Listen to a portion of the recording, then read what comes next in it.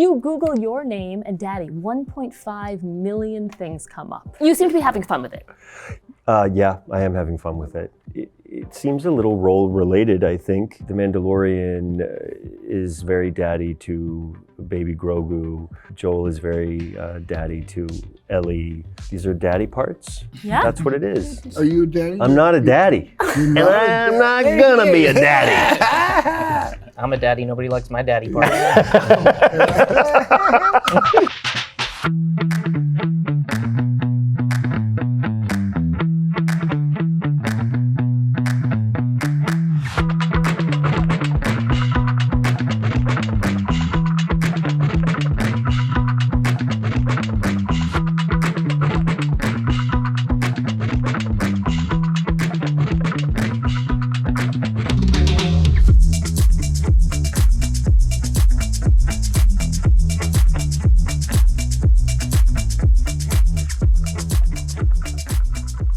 Hi, and welcome to the Hollywood Reporter Roundtable. I'm your moderator, Lacey Rose. Thank you for being here. Yeah. All right, we're gonna be here. For having us. You for having us. I'm going to start with what I hope is an easy question.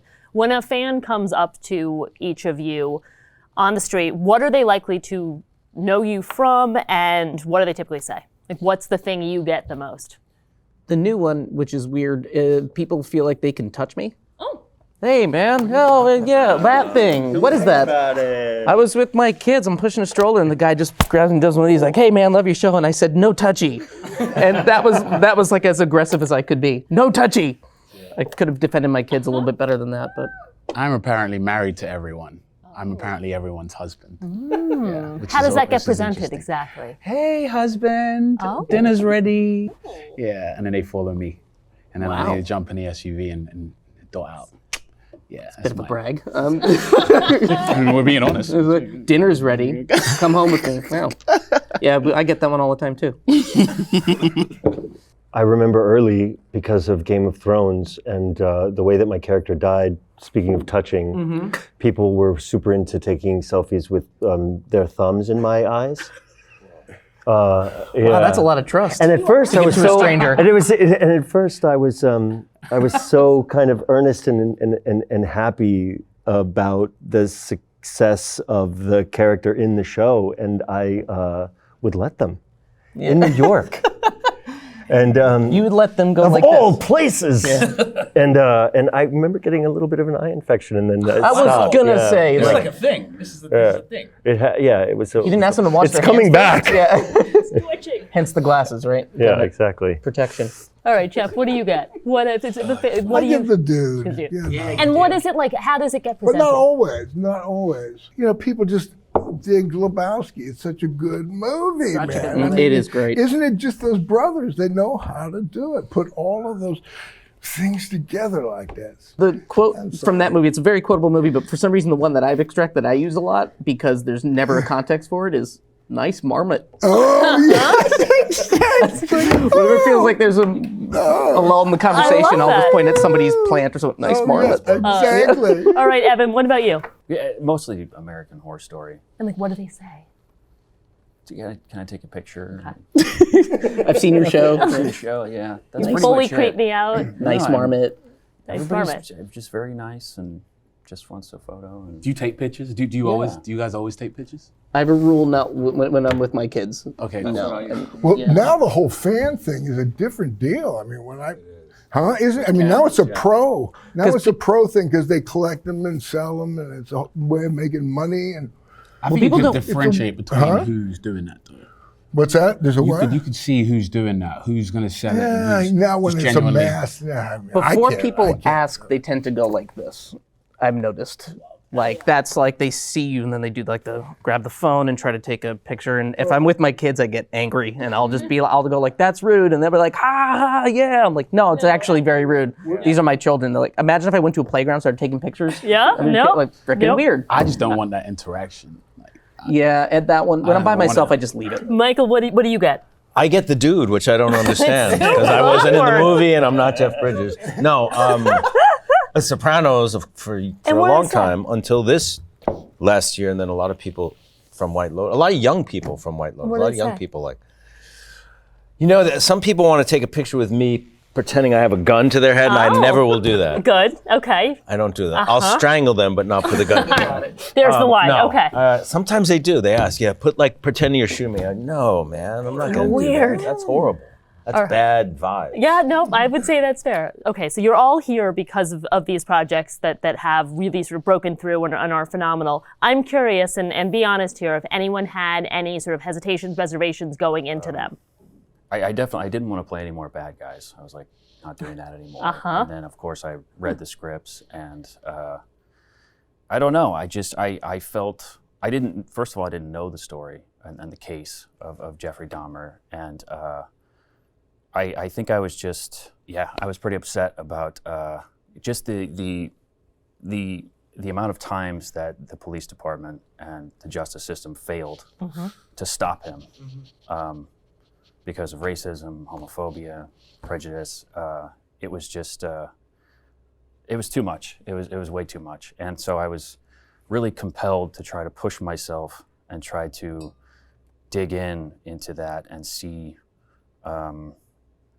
really just give it 120%, and it was going to be an incredible challenge, but I felt like the message of the piece was worth it to do that. That idea of like not wanting to play any more bad guys, why not? What does that do to you? Why not? Yeah. Oh, they're just, it's just incredibly difficult. I mean, your guys' characters are all, even you, Kieran, it's incredibly dramatic and sad, the things that you guys are going through. So, I'm curious what you guys think. Do you find passing the baton? Pass it. But can I ask, do you find that it's easy for you to like pop in and out of that? Like at the end of the day, like you doing a difficult scene as Jeffrey Dahmer and then go, all right, I'm going to go home and have some soup, shower. Is it easy? No. It's really difficult. And how long was the shoot like that? It was like 6.5 months. That's 6.5 months of that sort of hanging over you the whole time. Plus prep, which is another several months of. Oh, jeez. Yeah, it was about 4 months of prep. And you're wearing weights on your hands and. Yeah. It was. Well, Weights on your hands? I watched the Stone Phillips Dateline interview of him, and that was sort of when I saw that and the way that he spoke, I was like, oh my! Before I even decided to do it, I was like, I have to start working on this now, to try to figure out how he spoke, the accent. He moved weirdly. He had very straight back. He doesn't move his arms when he walks. He's just a very odd man. So I wanted to try to work on that for as long as I could, because that's the thing. You only get one shot at it, and then it's done. And Terrifying. It's terrifying. Yeah. So I just tried to spend as much time as I could every waking moment working on it before we started shooting, and even while we were working on it.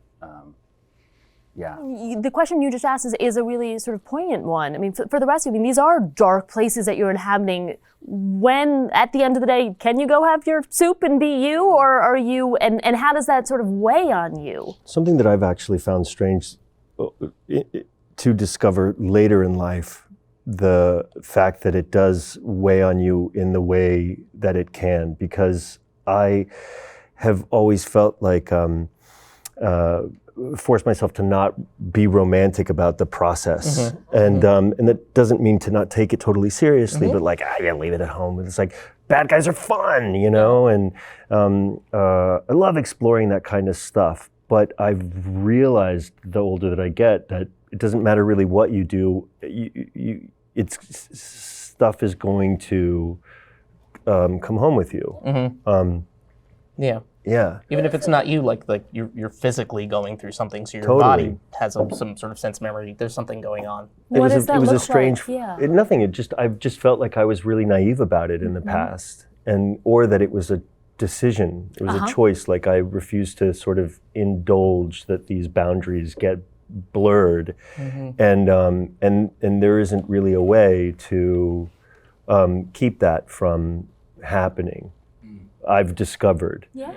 I remember sometime we do 10 episodes for my show, and in this last season, I I was hitting a block, right? I was like, oh, I'm not doing it right? So I went in the corner and then I was looking at the wall and I was like, come on, devil, right? Come to me, because I had to do something like crazy, right? Had nightmares for a month.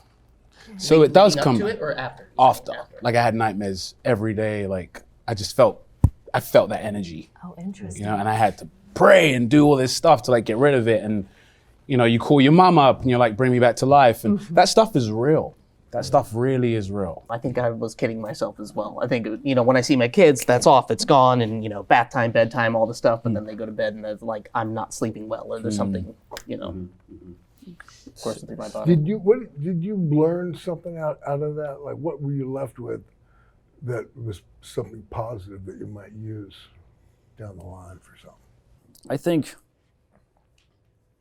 I don't know. I think ultimately I learned, well, certainly the case changed the way I looked at the world and our society. But I think for me personally, I think it was I kind of learned what I could do, what I can't do, and what I need to work on, in terms of also sort of being, because it was such a massive collaborative effort. I mean, like everybody worked so hard on this thing to try to deliver that message. That was such the intention going into it. And like, really, you know, our DP was incredible. All the directors were incredible. And it was just such a great community. And one thing that I learned, actually, this was working on Mayor of Easttown, Kate Winslet. Kate Winslet is a fucking incredible person. I mean, an amazing actress, but also just what a leader. I mean, she leads the set. She talks to everybody. She's compassionate towards every fucking person on that set. And I really looked up to that, you know? So I tried to carry that with me throughout shooting that. And I think when you're working with a huge group of people like that, with the same goal in mind, it becomes an amazing team. And I think it's important to, I don't know, to help be a good leader during that. But at the same time, the character's isolation, right? So just for the process, I mean, having to tell someone how your weekend was when you're trying to get into a place. Well, that's the thing. Right. It's an interesting thing to navigate energy when you're working, especially because of the social construct of like making a television show or a movie.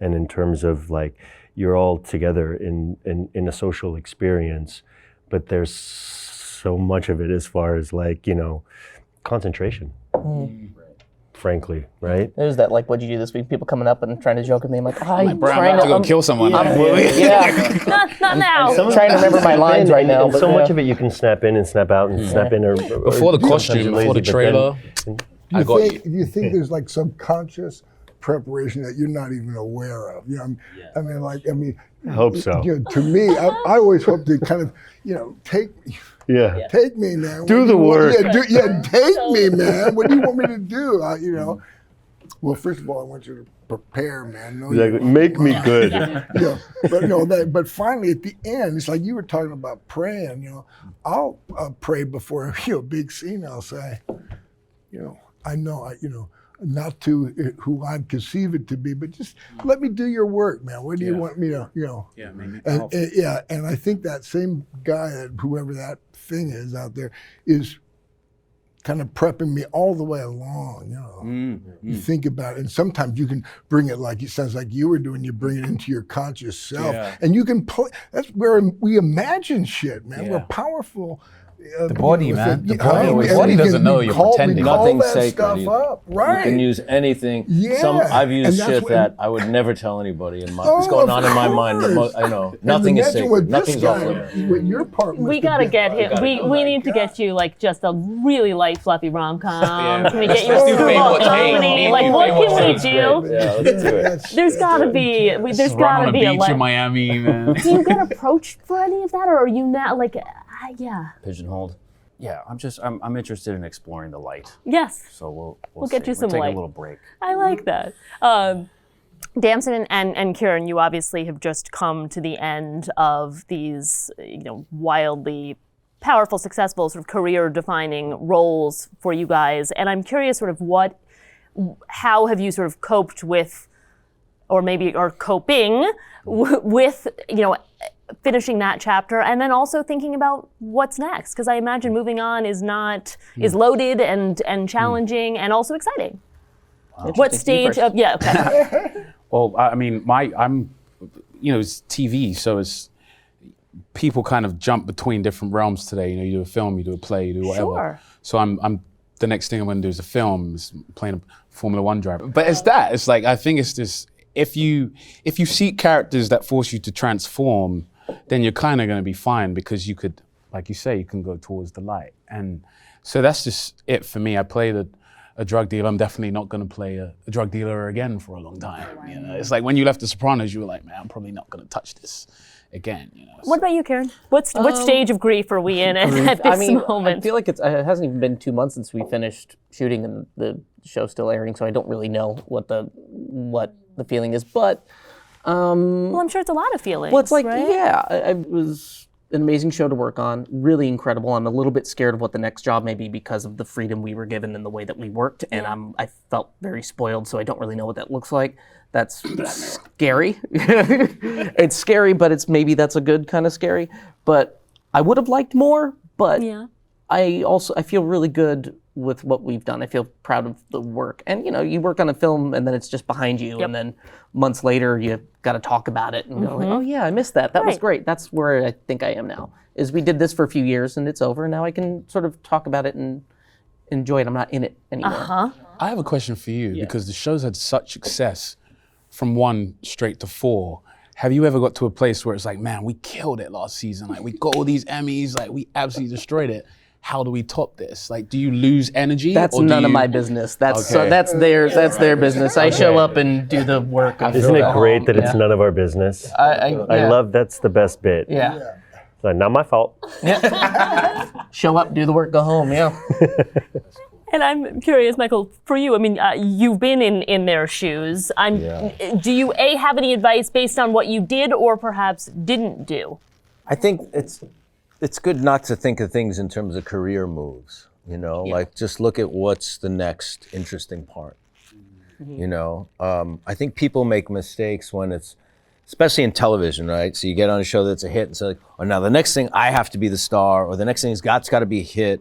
If you start thinking that way, I think you really can get in trouble. Start thinking how people are going to perceive you as opposed to picking the work. Yeah, it's kind of, I feel like it's always been, after whatever job it is, it's always like back to the drawing board. Oh, like my whole life has been that. But it's interesting because I've heard you talk about sort of your post-Sopranos trajectory, and I think every profile that's written, the journalist seems to be surprised, as I am, and you've said, I'm going to quote you, where you said, it's not like I have Hollywood ringing my phone all the freaking time. I've worked consistently, luckily, but it's not like all the top directors are calling me and want me in their stuff. It still always feels like a battle, which surprises me. You were on one of the greatest shows of all time. So what was the feedback? And did it surprise you as much as it seems to surprise people like me? Not necessarily.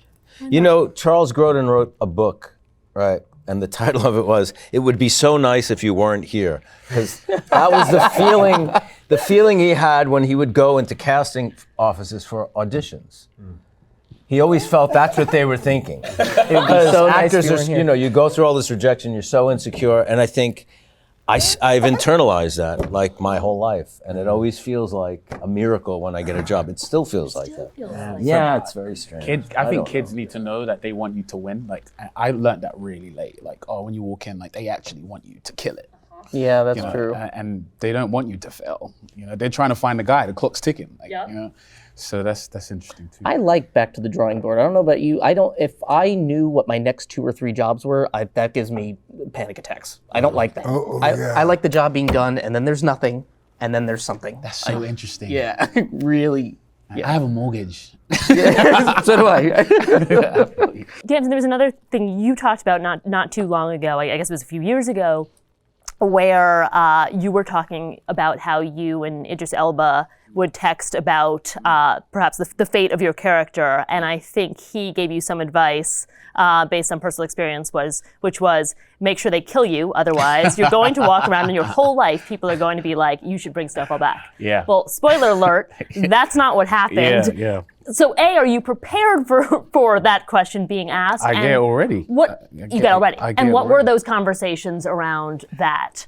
Well, the drug dealer dies or he goes to jail, right? Yep. So it was like, oh, what if like he loses everything and he's just wandering into the abyss, which is what happens to Franklin Sane, and it's synonymous to so many people of that world. Idris played Stringer, and then he was able to just go off and do whatever he wanted because it's like you can't bring him back from the dead. So I think it's when if you close the story the right way, it works. But there's just so many shows today where it's like, hey, we're gonna get a spin-off, and so and the money, like TV probably pays more than films these days, So I think you just have to let it go. I've accepted that show and that character belongs to the people now. And it doesn't belong to me. I finish a part, I take an exotic trip to Trinidad and Tobago, and I leave the character there, and I come back and I start again. So yeah. But for in between seasons, did you sort of feel that way as well, or were you carrying it the whole? Oh man, I'm definitely carrying it. It was, man, you talk about the stuff we put in that we don't need to put in. Like, I remember being in London talking in character, and my mom's like, "What are you doing?" At home. Yeah, so it's. But some people do need to, Yeah. And in some instances, I needed to and I didn't. And do you know what I mean? Depends on whatever works. I admire the people who. I remember Sir Ian McKellen. He was like, "I'm not a wizard. I just walk into it, right?" And I wish I could do that. Like I wish. That was a good Ian McKellen. That little bit was very good. You just snapped that in there. Maybe it is in me. Those are the actors I kind of admire most, the ones that can just like do it and then turn it off and just be themselves right after and go home, and they tend I heard to be Heath like was some like of that. the. Say again? I heard Heath Ledger was like that. Everyone thought he was like playing a Joker, and he was just like in that mode all the time. But I heard he was like chilling, having coffee. He was like, "Hey, how was your weekend?" So good. It's really interesting. I'm curious what doors these current projects have opened for you. I'm looking at you because it feels like this is What are you such looking at a me for? moment. Because it feels like this is been such a sort of, you've been at this for a very long time, and yet there's this sense of you are, all of a sudden there's so many opportunities, there's so much excitement around your career. I don't know if that comes with a sort of pressure to strike while the iron is hot, and how you sort of think about that navigation. Your glasses are foggy. My glasses are starting to fog, right? It's like my body temperature just went up. I've had the interesting experience of, and the fortune really, to be a part of jobs that have these kind of franchise size kind of successes, and there's something that is, you're very taken care of in terms of its level of exposure, and if you can be a part of elevating that or nurturing that in any way with your acting, that's been very lucky for me. But they've all felt like these kinds of big machines, and so it would be really interesting to see what happens if I can step into something that is more of a risk as far as how big the project is, where it would be more story. Not to say that it's not because of the stories that these things that are in grander scale work. Do you see that fogging? They're fogging. But do you think, wouldn't you say that there's a lot of risk in doing something that's maybe so beloved and people are really expecting, like there's a huge fan base behind Last of Us, the video game. Totally it's like, scary. That's risky. I was really, really scared, I think, before, and it's the funny thing of compartmentalizing your feelings about stuff and kind of dealing with the amount of pressure that you put on yourself, the amount of pressure that is actually out there. I have this sort of psychological game where I'm like, it's no big deal. Wow. Right. Nobody cares. Nobody gives a shit. You know what I mean? Yeah, I do that too. And this time around, I was scared. I was so scared. Yeah. Because it's the kids, man. The kids are watching that one. Because there was more of an exposed silhouette, I would say, similar kind of like silhouette of coolness, maybe, that an expectation to be met as far as what people's immersive experience of the story was, and to disappoint them in that regard felt like it would be, you don't want to let people down, but you also kind of nobody's impervious to disappointing people. You know what I mean? Like, I want people to like me. Maybe one day they will. We like you. We like you. No, that's fine. Leave me alone. but just in terms of the kind of, They're really fogging this time. they really They are. are. Yeah, they really are. Just Fucking with you before, but you know what? that's actual. But you know what I'm saying. I do. Which is why you asked. It is, Right? but then specific question, and maybe you'll find this to be annoying to answer. But like, did Who's you running this play the interview? video game? Him, and I'm so happy about it. No. Exactly. Did you play the video game or like? I played it after. I didn't know it existed when I got the job, but I found out immediately what it was because it was such a big deal. My nephews were teenagers, are teenagers, and they freaked out. And then I saw, I always knew that there was so much creative ground being broken within the world of video games. I had known that was happening, but I just didn't have the discipline or the skill to, thank God. To go along. Thank God, because I wouldn't, I'm capable of a real, give me a reason to not leave the house, for sure. Yeah, that you know? game is a good reason to. So you played it after you filmed it, or? I tried to play it, I can't play it. Okay. What game is It's that? called The Last of Us. Is and it they out now? adapted it into, Oh, I yeah. gotta A few years check ago, it out. yeah. Because I got sucked into a video Which game, one? You know, Tron. Tron, of course. Man, One of the yeah. original video game adaptations. Right, man. That movie came out when there were arcades in the cinemas. Yeah. Are there still arcades in the We cinemas? shot it 70 millimeter, black and white, all hand tinted by these ladies in Korea. The director, Steven Lisberger, who wrote it and everything, first time, that was his first movie. He lined the sound stages with video games, Yeah. man. You know, first time director, because you can imagine everybody's like, get to work. Yeah. You know? I'm prepping, man. I'm prepping from my scene. Yeah. Oh my God. Well, we'll have to. I grew gotta up in the arcade generation. Is that a real thing? Yeah. Oh. You know, Yeah. remember that? Pinball. Well, that's Yeah. pinball. In terms of the door, I mean, so now that you've done White Lotus, do different doors start opening? Is Hollywood sort of seeing you in a different way now? Do you feel You that? start getting invited to a lot of parties and events and stuff, which I hadn't in a long time. I did for a while, and then you did. You So start how does it getting feel invited. now on this side? No, what's good is the White Lotus has a lot of young fans. And a lot of people who maybe never watched The Sopranos, or maybe that's too violent. I don't know. So it's a different fan base, which is really cool. Talk I a like little that. bit about Mike White, man. Mike White What is a a talent! great Man, I've been following that artist guy. and Wow. auteur. He wrote all the episodes and directs them all. And it's very collaborative. You know, like wants input and takes input, but has his point of view. And I love that. if he That's my disagrees, favorite, yeah. and very kind. I never heard him raise his voice once on set. I never saw him lose his cool at all. Very respectful to the crew. I don't trust him. It's too good to be true. But that's the tone he sets, and he's just, and he's apparently really, really, really fast. Like, from what I heard is, HBO wanted something they could shoot during the pandemic, right? Because nothing was shooting. Oh, yeah. So they were saying, does anyone have something that's like a self-contained thing? He's like, well, I got this hotel thing I'm thinking of, and he wrote it in like, I don't know, like 2 months or some shit. And for the second season too, like he's really, really, You wrote really the second fast. season for us too. you were supposed to. something You like were that. supposed to do this one, weren't you? Maybe, yeah. The scheduling didn't work out. I was devastated. Can you go to Thailand? Let's go. In Sicily, he was going to be in season 2. Mike White, Thailand, let's go. Which Let's go. character? Ethan. Ethan, yeah. Ethan. Yeah. With Will Sharp on a plane, and was Aubrey Plaza's That's right. Yeah. husband. But that was, did Dahmer like kind of, was it on the heels of that? Yeah. Was that, Yeah. You needed some decompressing. Yeah, I think so. Who needs to go Oh, to Sicily? Exactly. So when casting directors call all of you guys, what do you tend to hear, and what's the thing where you're like, not doing that again? Like I'm good.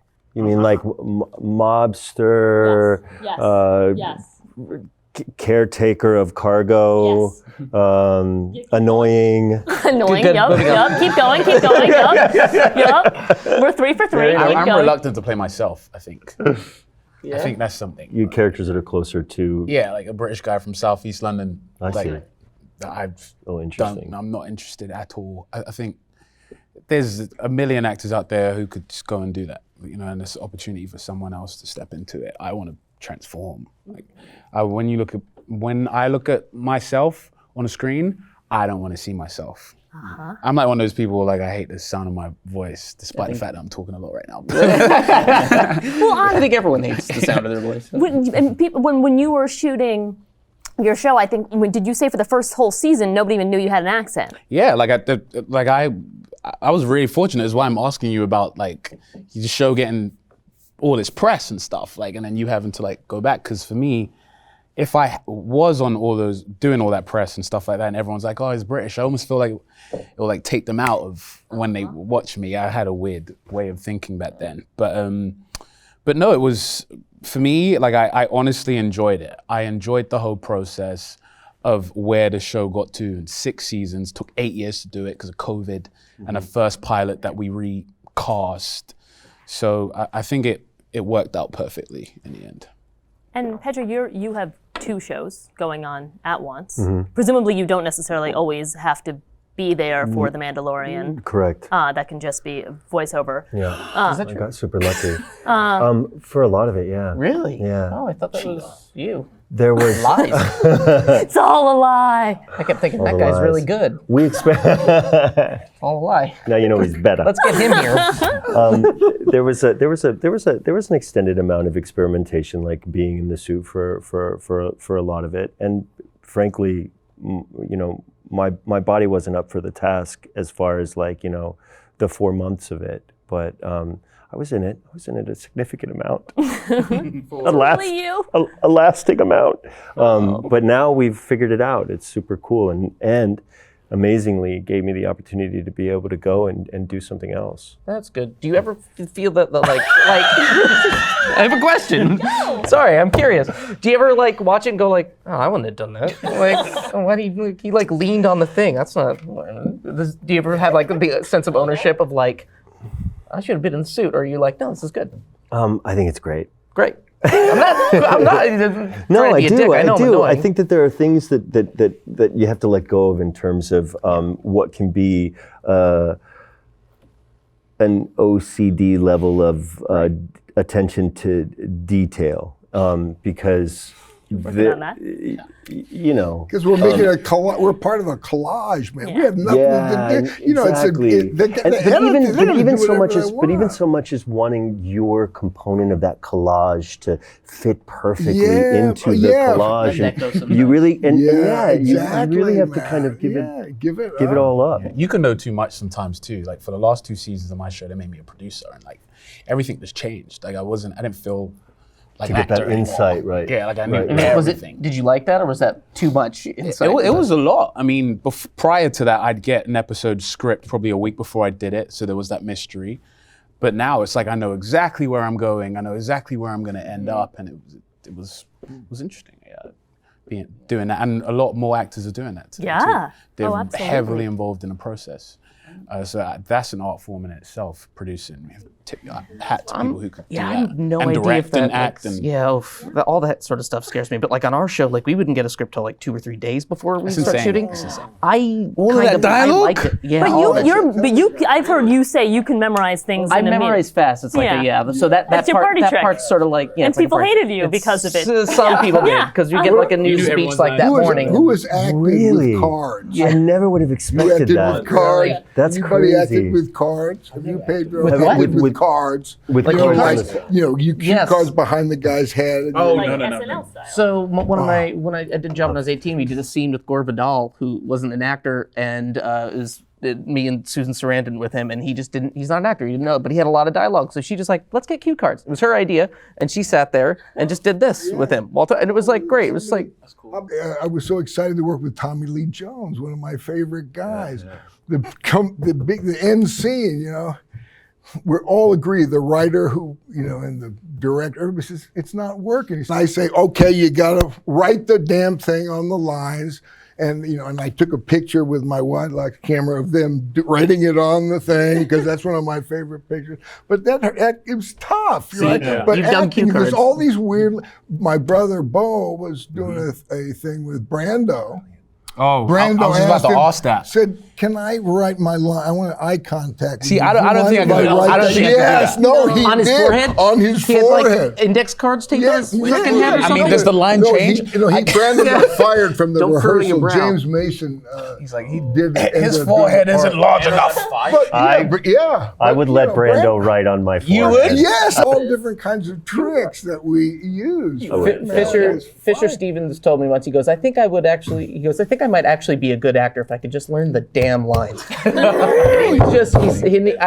He'd never knows. In our show, he always has his prop phone because he has his lines on it. He just can't learn them. And he says he's always been that way. That's not like age. I'm shocked to hear that you would get pages last minute for something that comes across as so tight. Nuts. That's Yeah. typical Changes from schools. that's typical on a different kind of show, at least in my naivete, the way I understood it.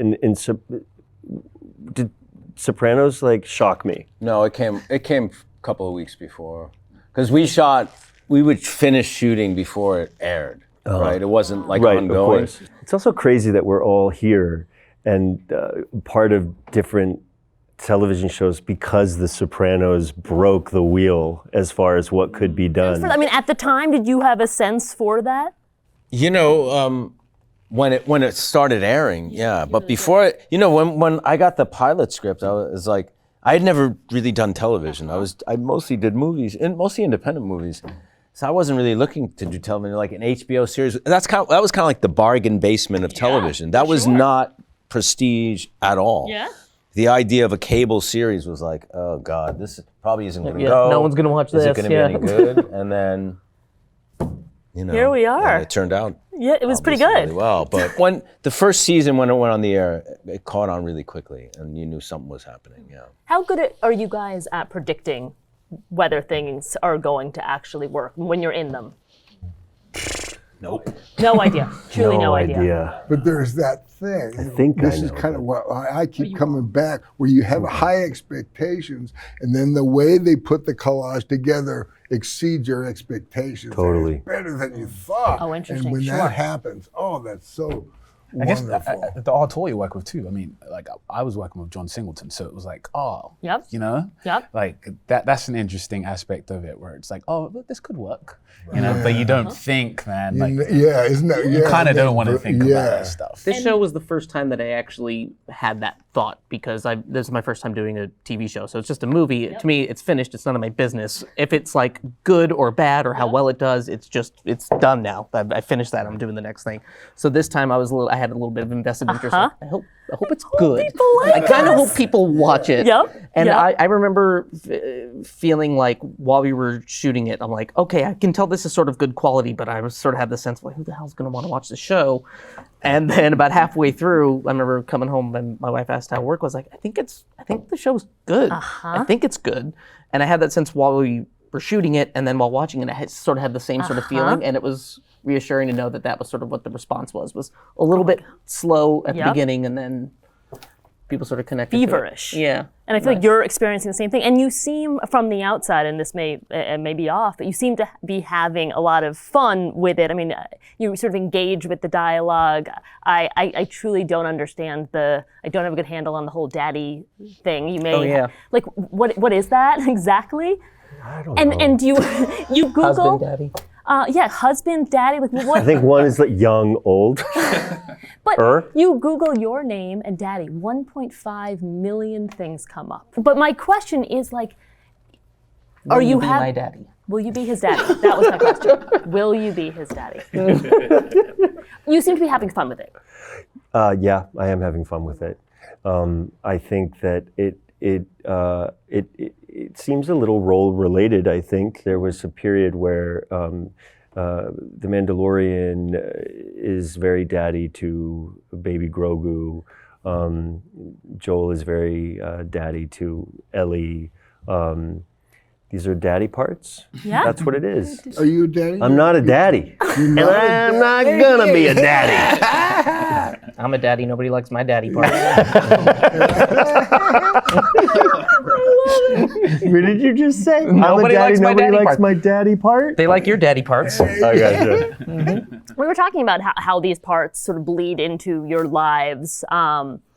you obviously filmed the old man, and what was going on off screen was sort of darker and harder than anything presumably you were doing in your stunts and in your life.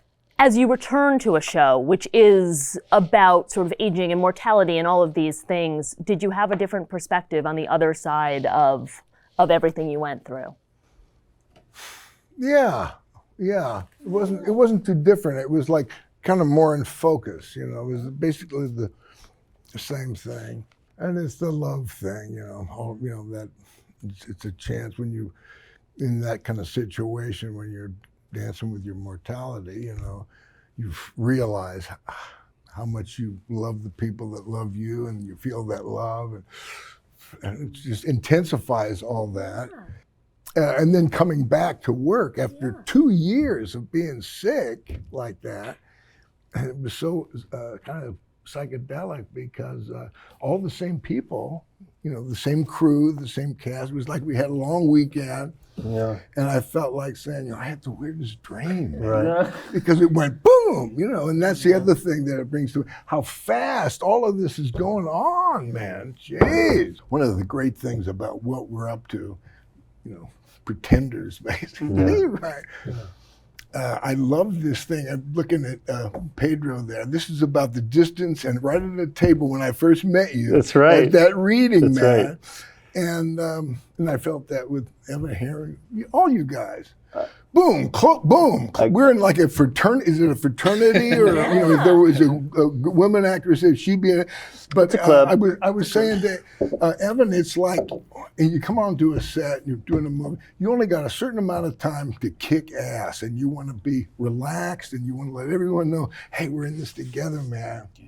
Love, here we are in love. Let's do what the love wants us to do, and I got to say one thing about the reference you just made of sitting at the table, because I think that having been sort of chasing jobs for so many years of my life and jobbing, and no matter what it was, whether it was a beer commercial or a play at Second Stage or whatever, there's a lot of heartbreak, and a muscle gets kind of built around, making the assignment, right?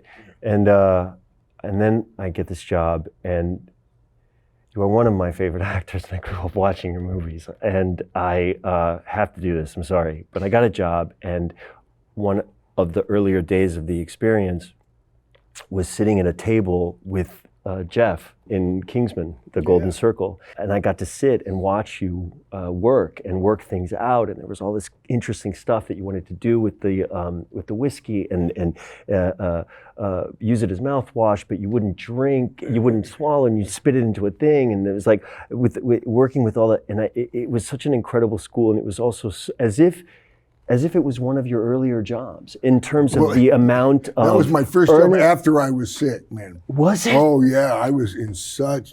And I had no idea. God damn, you look great. And you were so I was just taking it in. You were working with props, and you were just like... We just like supported I was like, never forget to care this much about whatever you're doing. Never forget to care as much as this, because this guy is...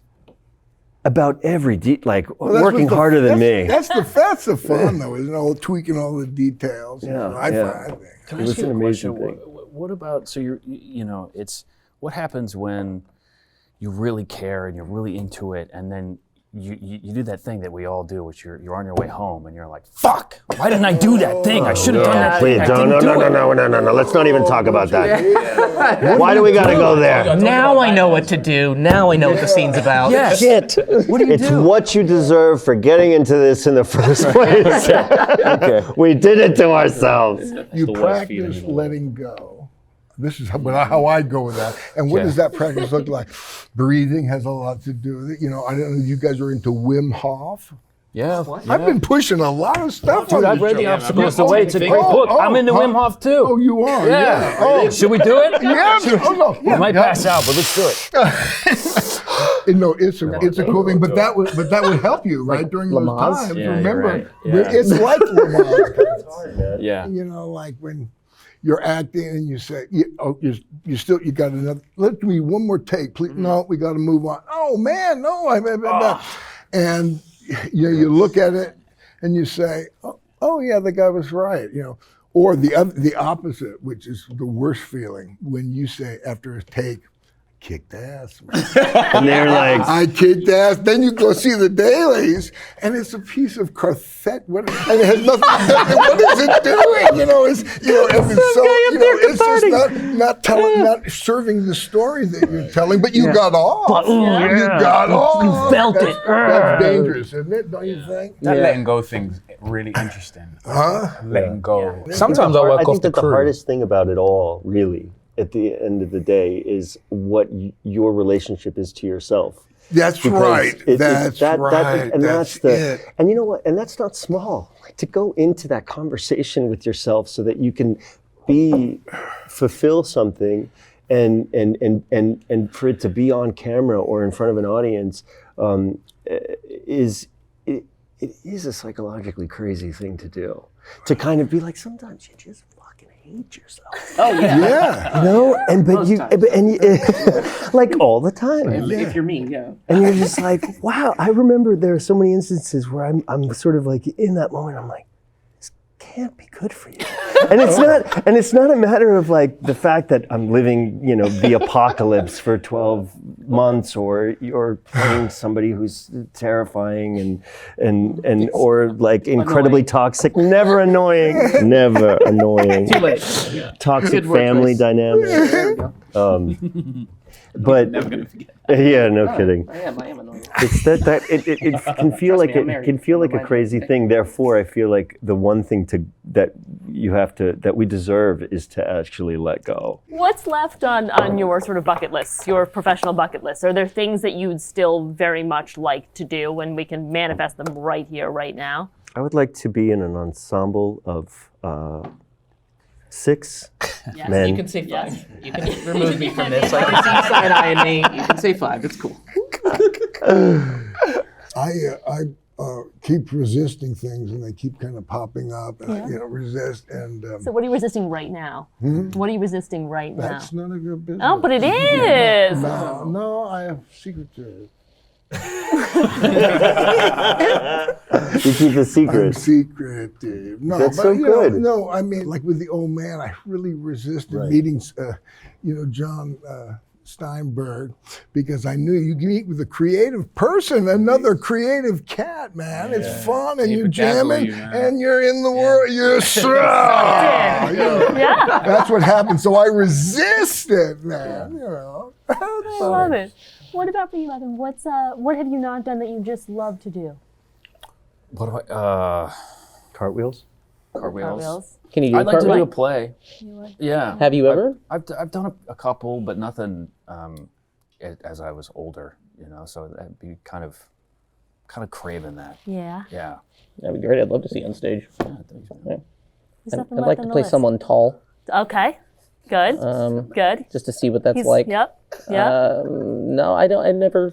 Boring doesn't- answer. I don't. That's think in terms okay. of that. I have no idea until That's like okay. the whirlpool drives me, Whirlpool, drags me in. No idea. Are there careers that you guys look at and say like, wow, that would be cool? You know, working with Murray Abraham was pretty amazing. You know, when we were shooting, I think he was 82. He probably was the best actor I've ever worked with, and is so on his energy is like somebody, physically like somebody half his age, literally, but also his love of everything and just being so on it as an actor, Yep. with his choices, with all, to the fullest expression of the art.